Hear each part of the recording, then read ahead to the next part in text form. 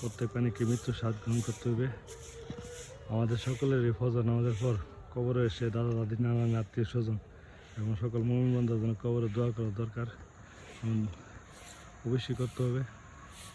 প্রতিদিন ফজর নামাজের পর আমার আপুর কবরের মধ্যে আসি কবর জিয়ারত করার জন্য। আজকে দুজন লোক নিয়ে আসছি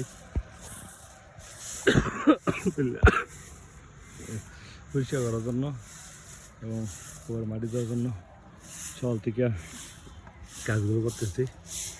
যে গাছারি গাছ হয়েছে দাঁড়েন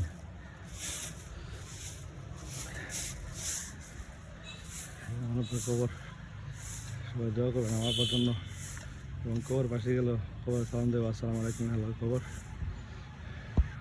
তারপর কবর আজকে ঠিক করলাম, উপরে যে একটু মাটি সারি দিলাম আর সাথে দুজন লোক নিয়ে আসছি কাজের লোক মাটি দেওয়ার জন্য এমনকি গুরুস্থান পরিষ্কার করার জন্য।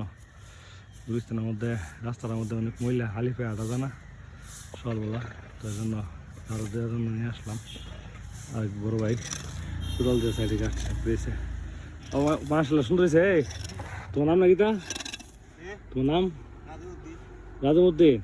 ওই সামনে আগে কোনটা ওই গাছটি আছে না এরকম সাইড ওই কোনটা আর এ পিসি সাইডটা শেষ মুরবির নাম নাকি তাও? সুরজ মিয়া। মাশাল্লাহ সুরজ মিয়া মনটা ভালো সুন্দর অভিষেক আছে। ধরো আমি দাঁড়ো দিয়ে দাঁড়ো, ধরো তুমি আমার ধরো ভিডিওটা ধরো, তুমি ধরো মোবাইলটা ধরো কেন ধরো বুঝলি।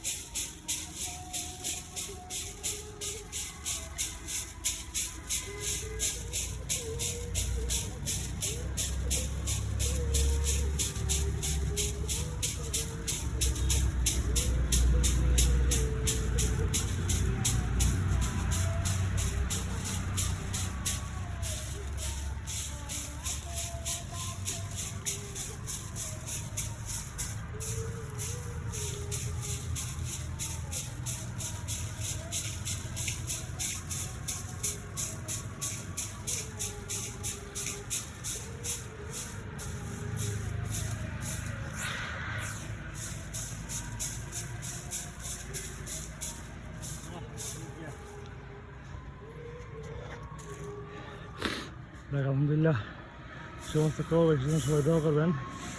রনবের সাথে নাটাই ঈদগাহ মাঠ, দুই পাশে গুরুস্থান,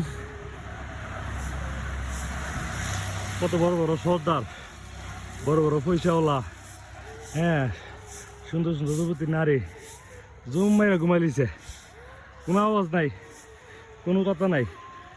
আমাদের সকলকে কবরে আসতে হবে। তো আমরা কবরে আসার আগে বেশি বেশি নেকামো করার চেষ্টা করি, কবর সামালা নিয়ে কবরে আসি। কুল্লু নাফসে জায়গাতে মুত, প্রত্যেক মানে কি মৃত্যুর স্বাদ গ্রহণ করতে হইব। ওর কি সুন্দর হয়েছে নিও রাস্তাটা। যাক আমার কথা হচ্ছে কাজ করলে মন খুশি হয়ে কাজ করুন এবং কাজের মধ্যে আল্লাহ তাআলা নেকি এবং বরকত দান করেন। আমিন। সকলকে আল্লাহ সকল কবরবাসী আল্লাহ জান্নাতুল ফেরদৌস দান করুক এবং কবরটা জান্নাতের বাগান বানিয়ে দেখ সকল বন্ধু। আমিন। চলো মুরব্বি আলহামদুলিল্লাহ। আমার আব্বার জন্য সবাই দোয়া করবেন। আমার আব্বা হঠাৎ করে আমাদেরকে ইতিম বানায় না ফেরত চলে গেছে। আসসালামু আলাইকুম। আল্লাহর কবর।